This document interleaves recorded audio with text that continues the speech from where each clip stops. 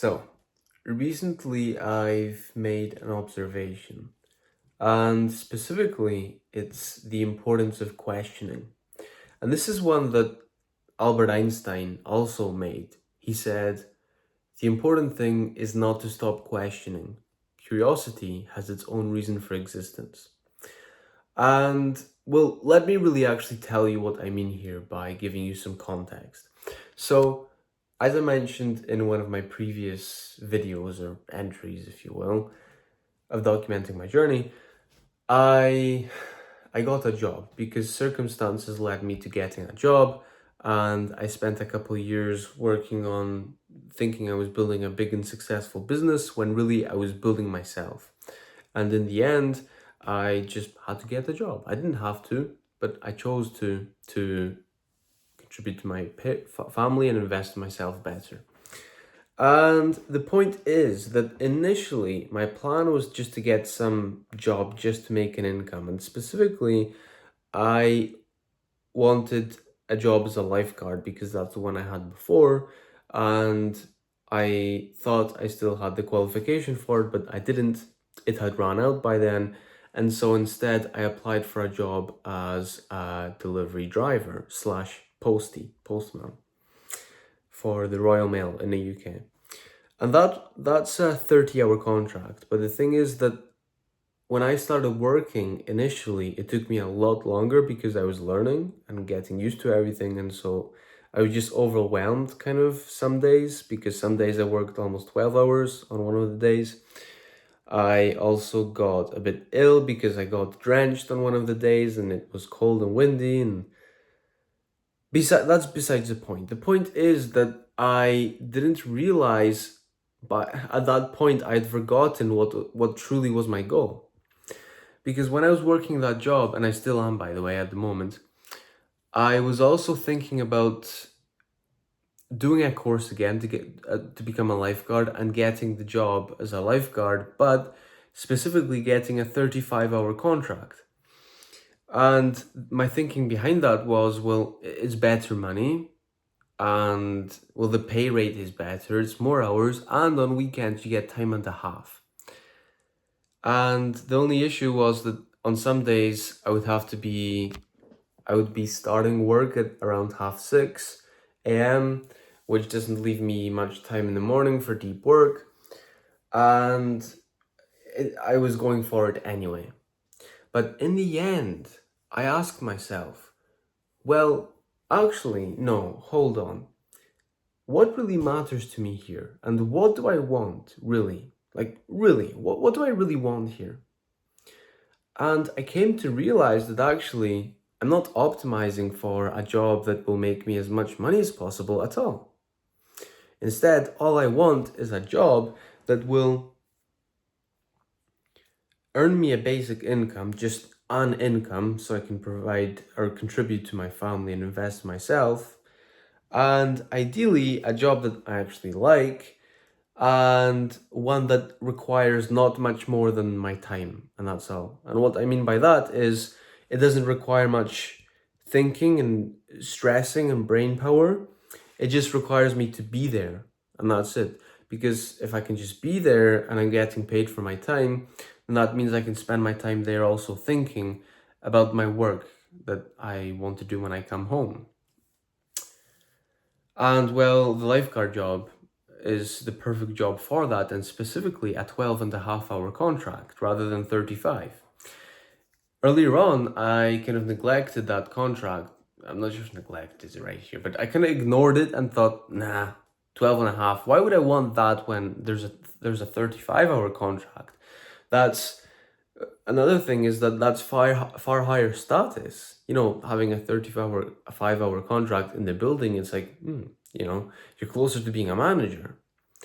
But once again, when I asked what really matters to me, I realized that actually all I want is just an income so I can continue working on my mission and my vocation and my craft. That's all I wanted. And I actually noticed this happening to people so much. And this is why so many people are sad and depressed, despite the fact that they've got the house they wanted and the car they wanted and all these and the job they wanted, yet they're still unhappy. And the reason for that is because, well, they got the job they really, really wanted, but why did they want the job? Was it because they really, truly loved the work, or was it because it offered an incredible pay? And as a result, they looked as high status, or maybe the role itself was high status. Maybe then, with the income from that job, they got the car they wanted all along, but why did they want that car? They probably ended up financing that car and spending hundreds a month on it, and then also getting a house and a mortgage that they wanted all along. And then, despite the fact that they make plenty of money, in the end, they're left with not much at all and they're just trapped. And side note, by the way, the word mortgage comes from mort, meaning death, and gage, meaning pledge or agreement. Just a side note.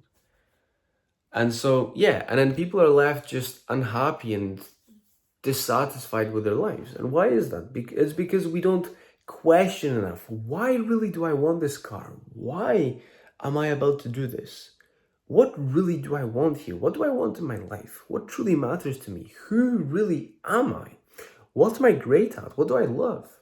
What do I want to achieve by the end of my life? Why am I really even here?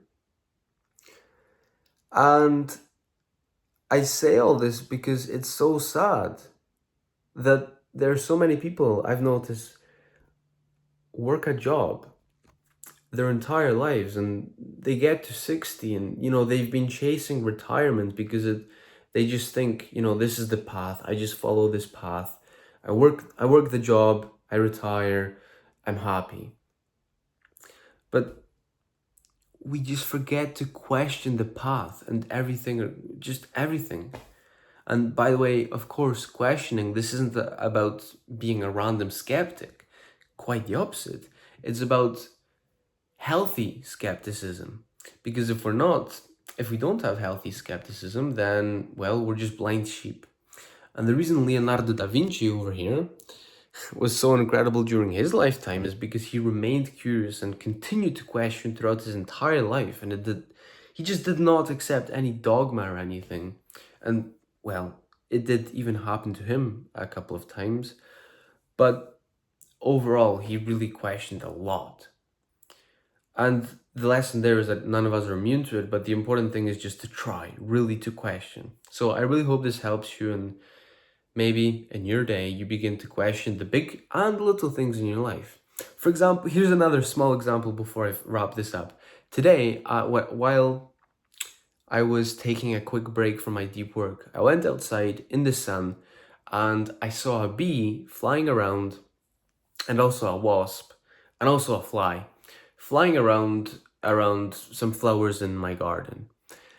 And I observed how incredible it is that this little creature literally flaps its wings so fast that we can hear a buzz, and so fast also that it keeps itself up. I mean, imagine trying to flap your arms so fast that you lift off. Obviously, that's not possible, but you get the point. It's incredible when we really question those things and think about them. And then I also caught myself thinking, well, how is it possible that, of course, with the downswing, it's pushing itself up, but then what about the upswing? Wouldn't it neutralize? But I'm assuming not, because it probably just maybe rotates incredibly quickly and has some kind of motion.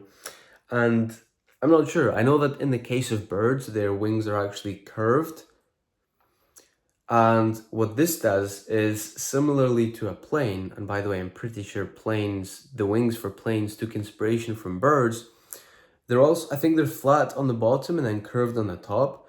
And what this does is when the plane or the bird is traveling forward, or just wind is brushing past it, then the air molecules on top of the wing have further to travel because it's curved, the top of the wing, they have further to travel, meaning you can imagine the air molecules are further out, spread out further, which means the pressure is lower. And because the pressure is lower above the wing, they rise, or at least maintain their height instead of falling due to gravity. Because of course gravity is pulling them down, but then the decreased pressure on top of the wing pulls them up. That's me geeking out there about random things that I'm curious about. But there you go. I wish you all the best, as always, and until next time. Ciao.